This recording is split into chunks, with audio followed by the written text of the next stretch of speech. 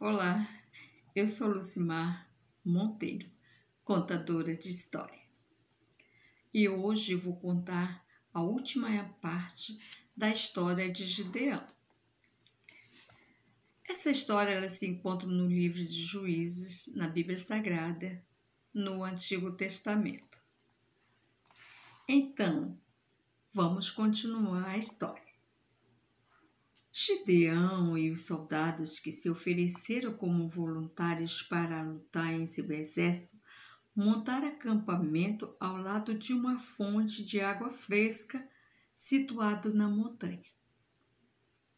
No vale, algumas milhas ao norte, espalhava-se o enorme acampamento dos medianitas. Mas Deus disse: o seu exército é muito grande, Gideão. Eu vou ensinar a todo Israel que eu vou lhe dar a vitória.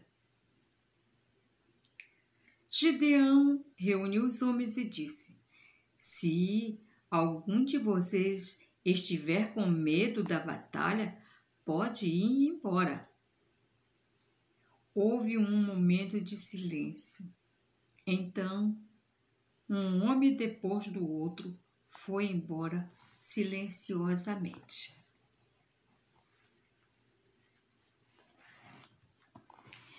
Quando Gideão contou novamente os homens que havia restado, descobriu que seu exército tinha sido reduzido a 1/3 do tamanho inicial.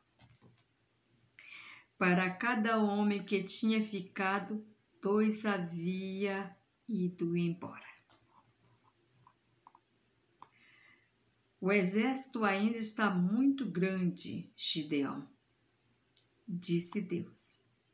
Mande os homens irem beber água na fonte e observe-os. Os homens obedeceram alegremente a Gideão e foram até a fonte clara da montanha. Eles não tinham copos, nem jarros, e ao observá-los, Gideão percebeu que bebiam de 2 maneiras diferentes. A maioria deles ficava de 4 e baixava o rosto próximo à água para lambê-las. Os outros se ajoelhavam, juntando as mãos e traziam a água à boca.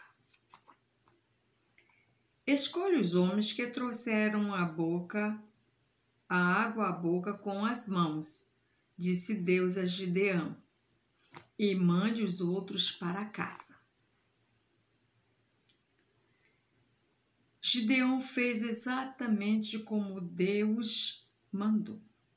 Quando contou o pequeno grupo de soldados que havia sobrado, viu que tinha apenas 300 homens. Com estes 300 homens, eu lhe darei a vitória contra os medianitas, prometeu Deus a Gideão. Naquela noite, Deus disse a Gideão: agora é a hora de atacar o acampamento dos medianitas.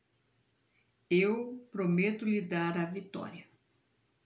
Gideão havia confiado em Deus e lhe obedecido até aquele momento, mas ficou angustiado diante da ideia de atacar o grande acampamento inimigo com tão poucos homens.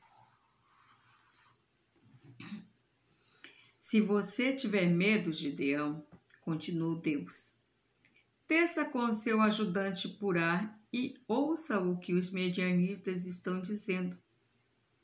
Depois de ouvi-los, você terá toda a coragem de que precisa. Gideão foi furtivamente até o acampamento inimigo, descendo até o vale com seu ajudante de confiança ao lado. Estava bem perto do inimigo e este lhes parecia ainda mais assustador que a distância. Havia uma imensidão de tendas pretas cheias de soldados medianitas e de seus aliados. Nos limites do acampamento havia guarda de vigia, os temíveis camelos que estavam deitados, amarrados por toda a parte. Gideão e Purá se esgueiraram para perto de 2 sentinelas que estavam conversando. Eu tive um sonho estranho, disse um deles. Sonhei que um pequeno pão de cevada desceu rodando pela montanha e saltou para dentro do nosso acampamento. Quando atingiu uma das nossas tendas, ela se estatelou no chão. Eu sei o que esse sonho significa, disse seu amigo. O pãozinho representa Gideão, o líder do exército de Israel. Ele vai nos atacar e ganhar. Gideão não esperou para ouvir mais. Ajoelhou-se e agradeceu a Deus por lhe dar esse consolo e encorajamento. Ele não precisava ter medo dos medianitas. Os medianitas é que deviam ter medo deles. Então, com Purá, ele correu de volta ao acampamento e acordou seus guerreiros. Levantem-se, gritou. Esta noite mesmo Deus vai nos dar vitória. Quando os 300 homens estavam acordados e em fila para receber as ordens, Gideão os dividiu em 3 grupos. Depois, deu a cada homem um jarro de barro, uma tocha de madeira lubrificada com óleo e uma corneta de chifre de carneiro. Havia material suficiente porque os soldados que tinham ido embora haviam deixado seus equipamentos para trás. Então, todos ouviram atentamente as instruções de Gideão. Coloque suas tochas iluminadas dentro do jarro.